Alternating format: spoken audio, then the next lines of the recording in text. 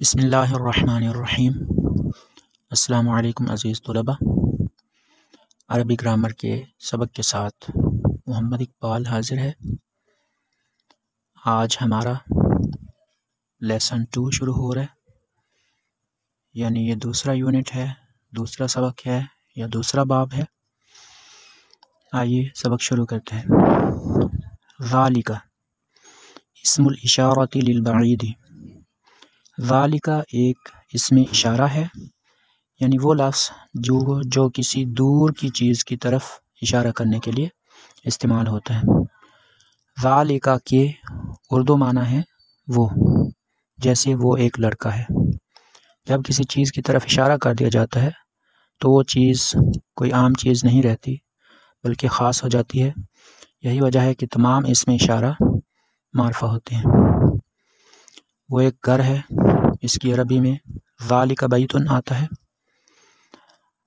ذالک بیتن، کیا وہ ایک گھر ہے؟ ما ذالک، وہ کیا ہے؟ من ذالک، وہ کون ہے؟ ہم نے سبق کی ریڈنگ کر لی ہے، اب تھوڑا اس کو سمجھنے کی کوشش کرتے ہیں۔ ذالک یہ ایک اسم اشارہ ہے۔ اسم الاشارۃ للبعید، اسم اشارہ بعید کے لیے، دور کے لیے۔ آپ کو یاد ہوگا کہ ہم نے اس سے پہلے بھی ایک اسم اشارہ پڑھا ہے جو کہ قریب کے لیے تھا، اور وہ تھا ھذا۔ ھذا کا مطلب ہے یہ، دس بھی کہہ سکتے ہیں۔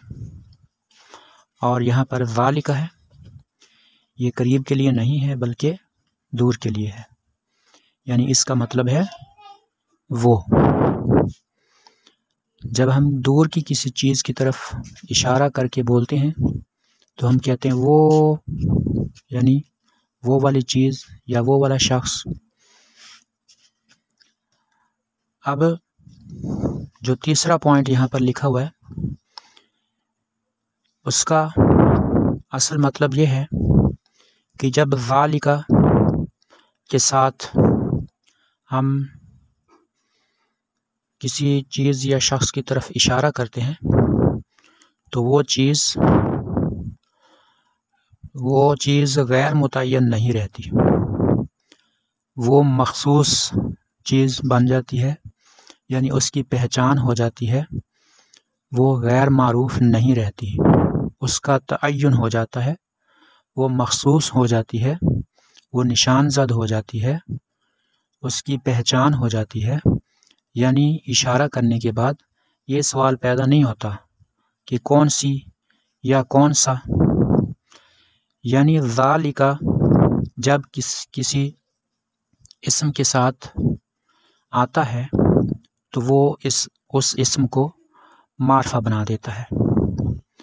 ھذا کے لیے بھی ہم نے یہی پڑھا ہے کہ ھذا کے ساتھ جب کسی چیز یا شخص کی طرف اشارہ کیا جاتا ہے تو پھر وہ شخص یا چیز متعین ہو جاتی ہے، اس کا ہمیں پتہ چل جاتا ہے کہ وہ والا شخص یا وہ والی چیز یا یہ والا شخص یا یہ والی چیز، اور ہمیں کوئی اس کے بارے میں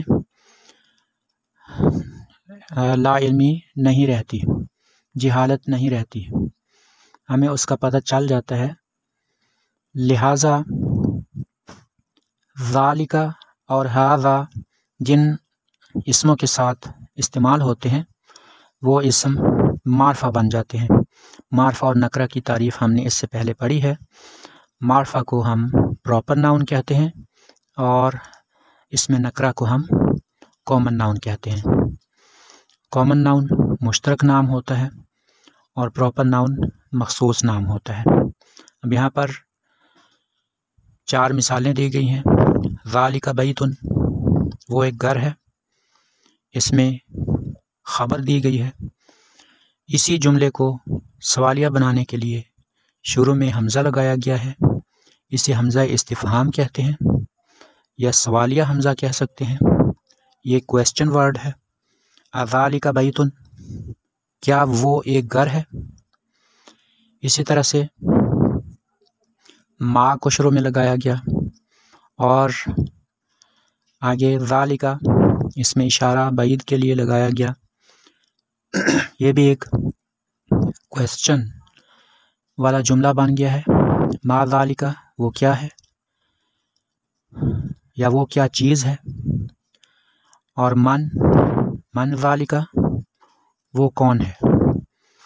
ما اور من کے بارے میں ہم نے پڑھا ہے کہ ما ذوی العقول جو نہیں ہوتے ان کے لیے استعمال ہوتا ہے، اور من ذوی العقول کے لیے استعمال ہوتا ہے۔